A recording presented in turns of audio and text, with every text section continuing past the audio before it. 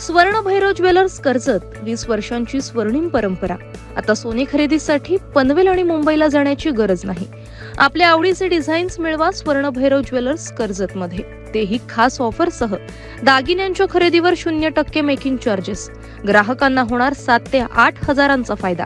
Offer 10 August 2024 पर्यंत लागू. चला तर मग आजच भेट द्या स्वर्ण भैरव ज्वेलर्सला. पत्ता स्वर्ण भैरव ज्वेलर्स, महावीर पेठ, कर्जत रेल्वे स्थानकाजवळ, कर्जत, रायगड. नितीन सावंतला धक्का. आता महेंद्र थोरवे देणारे ठाकरे गटाचे काही नेते जे आहेत ते पक्षप्रवेशाच्या कार्यक्रमाला आपल्या उपस्थित राहणार आहेत. त्यामुळे ठाकरे गटाचा एक नेता जो आहे तो महेंद्र थोरवेंच्या संपर्कात आहे.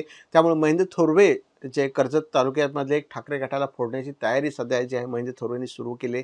त्यामुळे नितीन सावंतांना धक्का देण्याचं काम जे आहे ते आता महेंद्र थोरवे करताना दिसून येत आहे.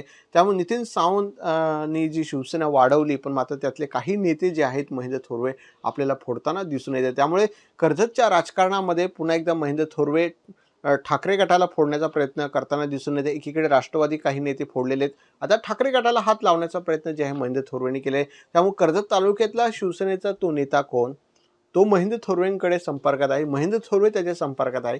त्यामुळे तो नेमकी नेता कोण आहे हे आपल्याला अद्याप कळलं नाही. पण महेंद्र थोरवे त्या नेत्याला घेण्याचा प्रयत्न सुरू केले. त्यासाठी जी वाटचित बोलणी जी असते राजकीय पद्धतीने ती करण्याचा प्रयत्न आपल्याला करताना दिसून आहे.